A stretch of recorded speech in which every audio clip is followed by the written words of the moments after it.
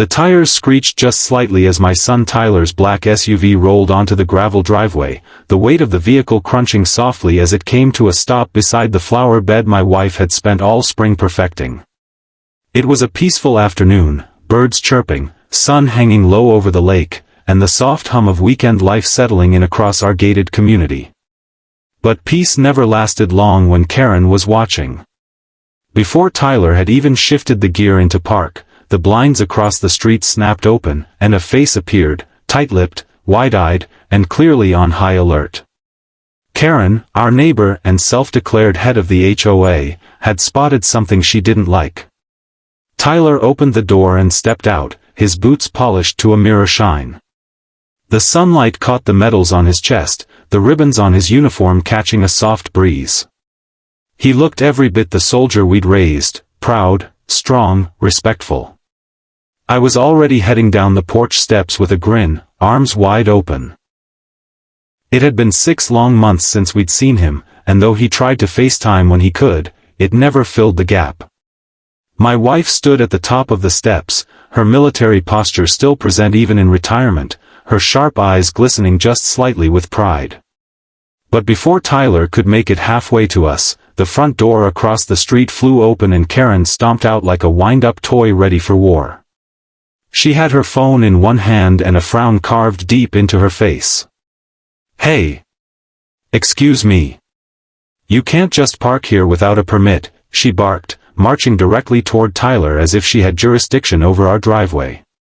Tyler looked confused for a moment, then amused. "Ma'am, I'm not parked on the street. I'm on my parents' property." Karen didn't like that answer. She looked over his uniform like it offended her, then pointed at him with 2 fingers, phone still in hand. "I don't care who you are. This is an HOA-regulated neighborhood. We don't allow unregistered guests just pulling up without notice, especially people in uniform. We have rules." My wife took a single step down the porch, her voice calm but steady. "Karen, this is our son. He's home on military leave. He's not breaking any rules." But Karen wasn't listening. She was already talking into her phone, her tone shrill and dramatic. "Yes, I'm at Lake Pine Estates. There's a man in full military uniform standing in a private driveway. I don't know who he is, he looks like he could be armed. He's intimidating the neighbors. Please send someone right away." Tyler's jaw tightened, but he didn't say a word. His training told him to stay composed, and that's exactly what he did. I could see the disbelief on his face though.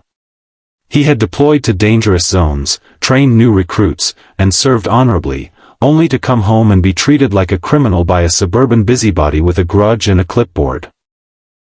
Karen hung up and folded her arms like she'd just done the world a favor. "You people think the rules don't apply to you because you wear a uniform. Well, around here, I make the rules."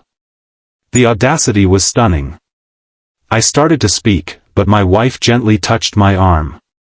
"Let her talk," she said quietly, eyes never leaving Karen.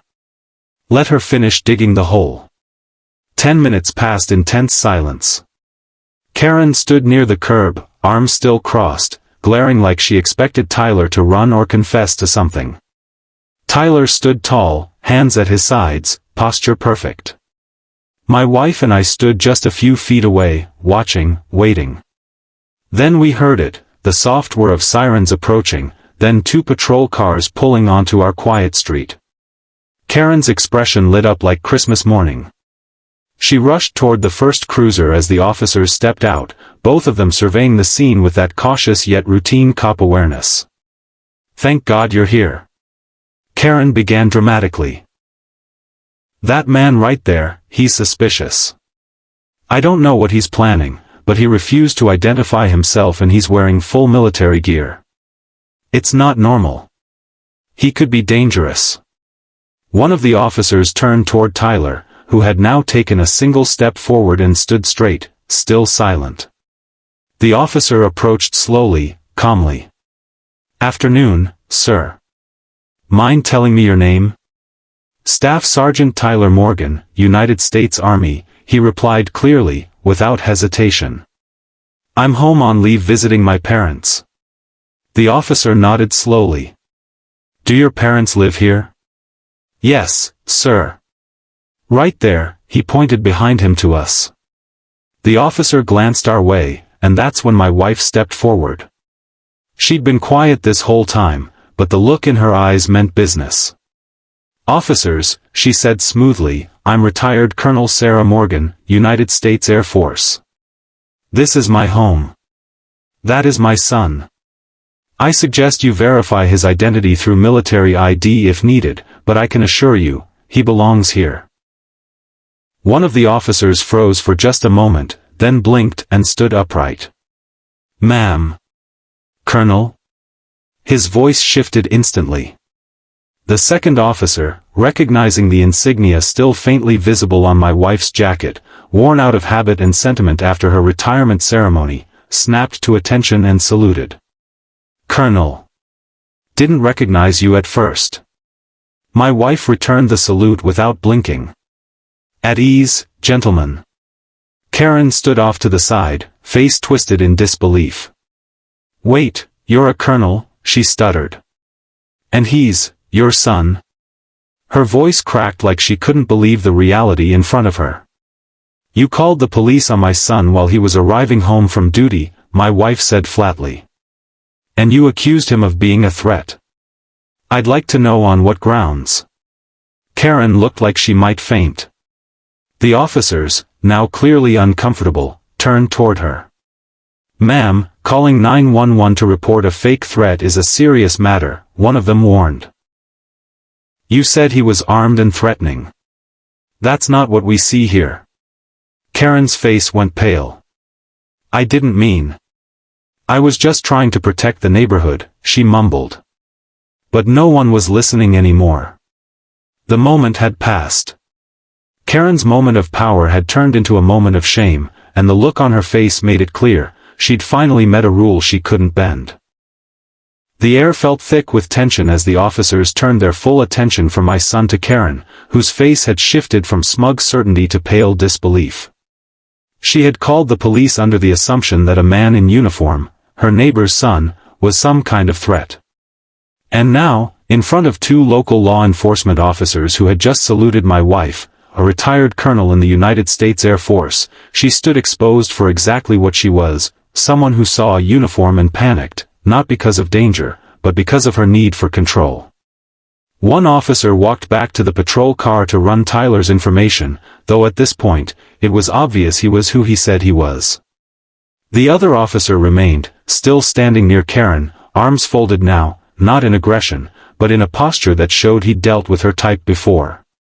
Karen took a few steps back, trying to collect herself, probably realizing she'd just made a very public mistake. But instead of apologizing, she doubled down. I was just following protocol, she insisted. You can't be too careful. Anyone can dress up like a soldier. I've seen it online, people pretending to be military to gain access to private areas. My wife's jaw clenched slightly, but she didn't lose her composure. So your first assumption when you see a clean-cut man in uniform on his own property is that he's impersonating the military? Her tone was cool, steady, and each word cut sharper than the last. Karen looked between the three of us, me, Tyler, and Sarah, searching for a way to justify her behavior. It wasn't personal. I didn't recognize him. He could have been a stranger. We have rules here. Guests need to be approved. He just showed up out of nowhere. He's our son, I finally said, my voice louder than intended. He came home. That's not nowhere. That's home. And you tried to turn that into a problem. Tyler remained stoic. His training didn't allow him to get emotional in tense situations, but I could tell by the slight crease between his brows and the controlled breath he took that this situation bothered him deeply. He didn't deserve this, not after everything he'd done, everything he'd given up. He'd come home for a few days of peace, and instead, the first face he saw was that of a neighbor calling him a threat. The second officer returned from the car, nodding to his partner. All clear. Military ID checks out. Active duty, no issues. He's on approved leave.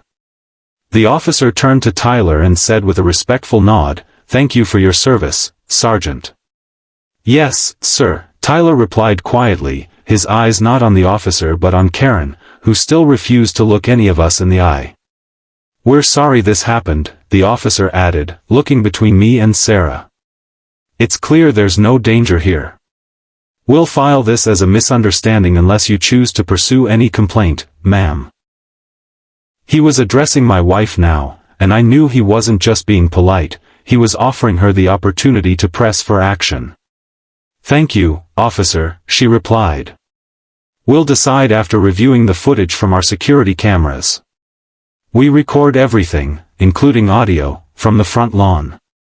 It might be useful for the report." Karen's face flushed red. She didn't know we had audio, too. Her shrill accusations, her false statements, her tone, it was all on tape. And with my wife's background, she knew exactly how to compile and present evidence if it came to that. Karen stammered, "Look, I didn't mean to offend anyone. I just thought, maybe, I don't know. I was doing my job. Someone has to keep order around here." "You're not the sheriff," I snapped. "This isn't your street. You're not in charge of this family, and you never will be. You could have walked across the road and asked who he was. But you chose drama. You chose the police. You chose humiliation, for yourself. We have procedures." Karen started, but my wife cut her off. "Karen, the only procedure you followed was your instinct to assume the worst. You saw a young man in uniform and decided he was suspicious. Not because he did anything wrong, but because you don't like not being in control." The officers tried to step in, probably eager to de-escalate, but my wife wasn't yelling. She was simply speaking facts, cold, hard, inescapable facts, and there was no law against that. Tyler stepped forward then, just slightly, but enough to shift the energy. "Ma'am, I've served in 3 different countries, I've been through deserts, storms, combat zones, and missions that never made the news. I've been injured. I've lost friends. And today, I came home for the first time in half a year. You could have just said welcome." His voice broke slightly at the end, just for a second. Not enough for Karen to feel sorry for him, but enough to remind her she wasn't dealing with just a uniform, she was dealing with a human being. Karen looked genuinely uncomfortable now. Her arms dropped to her sides, and she muttered, "I didn't realize. I'm sorry. I didn't mean any harm. But it was too little, too late. Sorry didn't undo the 911 call. Sorry didn't erase the look on Tyler's face when those patrol cars pulled up. Sorry didn't fix her public meltdown and public shame. Maybe next time," my wife said softly, "just try kindness before panic. It's free, and it doesn't waste police resources." The officers thanked us again, nodding to Tyler and Sarah with genuine respect before getting into their vehicles. Karen shuffled back toward her house like a deflated balloon, her steps slower now, her voice silent. She had expected to be the hero of a neighborhood safety story. Instead, she became the cautionary tale. I walked over to Tyler and put a hand on his shoulder. "You handled that better than I ever could have, son. Comes with the job," he said with a half-smile. "Doesn't mean it didn't sting." My wife reached for his other shoulder and squeezed gently. "Let it sting. Then let it go. She'll be living with that embarrassment a lot longer than you'll remember this moment." We turned back toward the house, finally ready to start the weekend we had looked forward to for months. Inside, the scent of my wife's home-cooked dinner filled the air. Tyler looked at the familiar photos on the wall, the medals in the hallway shadow box, the family dog wagging its tail like crazy. He smiled for real this time. "Now this," he said, "feels like home." By the next morning, word had spread through the neighborhood like wildfire. In a community where nothing more exciting than a garage sale usually made the rounds, the image of two police officers saluting a retired Air Force colonel in her driveway while the neighborhood HOA queen stood frozen in humiliation was all anyone could talk about. Our group chat, normally filled with lost dog notices and recipe swaps, had lit up overnight. "Did you guys see the cops yesterday?" one neighbor texted. "I thought someone got arrested until I saw them salute Sarah." "Wait, Colonel Sarah," another chimed in, clearly floored by the revelation. And then came the videos. Someone from a few houses down had filmed the whole thing through their living room window, capturing the exact moment Karen's face drained of color as the police saluted my wife. The footage went semi-viral within the local Facebook moms group. Screenshots were shared. Replays were posted.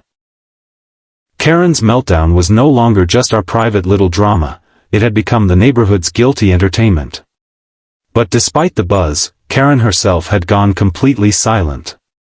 Her usual morning walks, where she'd strut past everyone's yard like a general inspecting her troops, had stopped. The clipboard she always carried while nitpicking garden heights and mailbox colors? Gone. For once, the street felt calm. Peaceful. Almost too quiet. Then, around noon, we saw her again.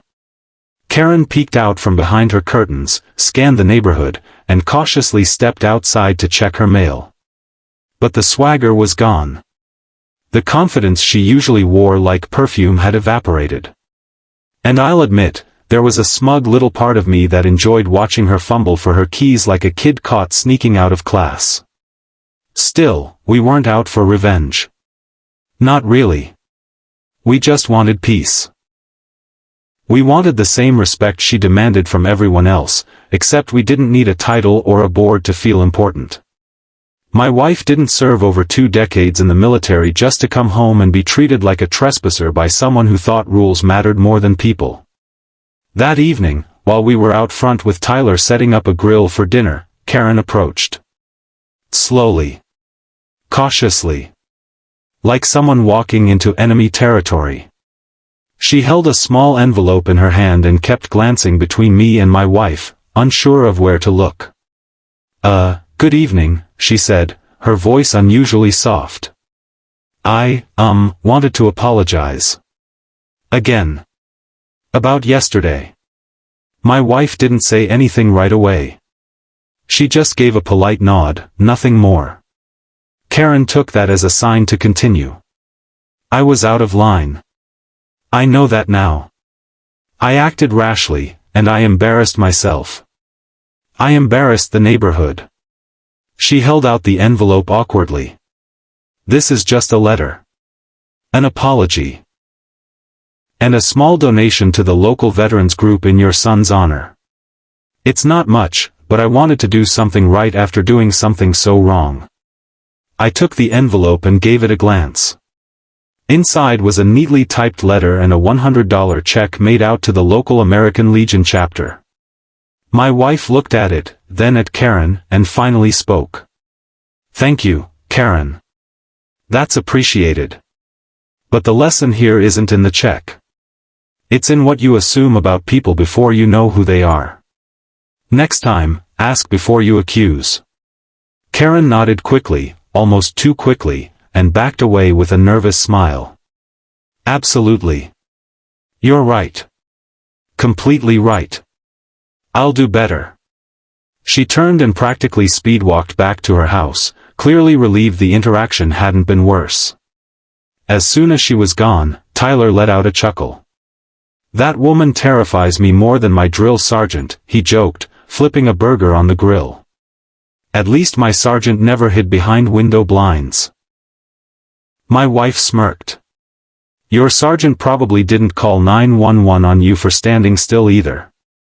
We all laughed, and for the first time in 2 days, it felt like we could finally breathe easy again. A few minutes later, a couple of other neighbors stopped by.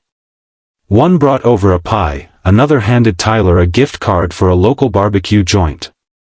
They were small gestures, but meaningful. They weren't just welcoming Tyler, they were acknowledging what had happened and showing support. "We didn't know your wife was a colonel," one of the neighbors said to me. "That's amazing. Thank you both for your service." "We're proud to have you guys in the neighborhood," said another. "Sorry it took something like that for everyone to realize who you are." My wife, ever humble, just smiled and thanked them graciously. But I could see it meant a lot. For years, she'd quietly gone about her life, never flashing her rank, never boasting. She didn't need recognition.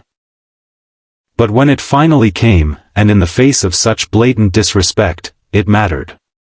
Later that night, we all sat on the back deck under the soft glow of string lights, watching the lake reflect the stars. Tyler leaned back in his chair, arms folded behind his head, looking more relaxed than he had in months. "You know," he said, "for a homecoming, this was a little more dramatic than I expected." "That's what happens when your neighbors think they're in charge of the universe," I replied. My wife laughed quietly. "Well, maybe next time Karen will think twice before she tries to police someone else's driveway. Especially someone who's done more for this country than she'll ever understand." "You think she learned her lesson?" Tyler asked. I looked toward the dark window across the street where we knew Karen was probably peeking again, wondering what we were saying about her. "Oh, she learned," I said with a smile. "When the whole street salutes your mom and calls you the problem, that sticks with you." We clinked our glasses and raised them in a quiet toast, to peace, to home, and to the kind of respect that doesn't need to be demanded, because it's already been earned. The next morning began like any other, with birds chirping through the trees and the soft shimmer of sun dancing off the lake's glassy surface. But something had shifted in the air. It wasn't just that Karen had finally gone quiet, or that the neighborhood chat had cooled down, it was something deeper. There was a sense of restored balance, like the weight of unnecessary tension had finally lifted. Tyler stood on the porch with a mug of coffee, wearing a hoodie and shorts now, the uniform replaced with civilian comfort. My wife joined him with her own cup, and the two shared a quiet moment as the breeze rustled the trees. I stepped out a moment later, stretching with a loud yawn, and grinned at the peaceful scene. No cops, no HOA drama, no shouting, either we're dreaming or Karen finally found the mute button, I joked. Tyler laughed, sipping his coffee. "You think she's done for good?" "Done?" I replied. "Probably not. People like her always bounce back eventually. But she'll never look at you, or your mom, the same way again. You taught her something she couldn't ignore." My wife glanced across the street, where Karen's curtains were open for the first time in 2 days. The silhouette of her watering plants could just barely be seen. Quiet. Reserved. She was no longer stomping around like she owned the block. For once, she looked like just another neighbor. That, in itself, was victory enough. Later that afternoon, the neighborhood held a casual block gathering at the lakefront commons, an event planned weeks in advance but now infused with extra energy thanks to recent events. A few neighbors brought folding chairs and grills, while others contributed drinks and snacks. Tyler helped set up tents and speakers like he'd never missed a beat. One of the elderly neighbors, Mr. Patel, came over with his walking stick and shook Tyler's hand firmly. "I served in the Navy back in '73, he said. "Not many folks show that kind of discipline anymore. You made us old-timers proud, son." Tyler thanked him, and I could tell it meant more to him than he let on. Words like that coming from someone who understood the weight of service, that's something you don't forget. As the sun dipped lower, casting long shadows over the grass, Karen arrived. She didn't come marching in with her usual clipboard or barking orders about trash bins and fence heights. No, this time, she walked slowly, carrying a tray of brownies and wearing a slightly forced smile. People noticed, of course. A few neighbors exchanged glances. But no one said anything. It was as if everyone collectively agreed to let her try to make peace, on their terms.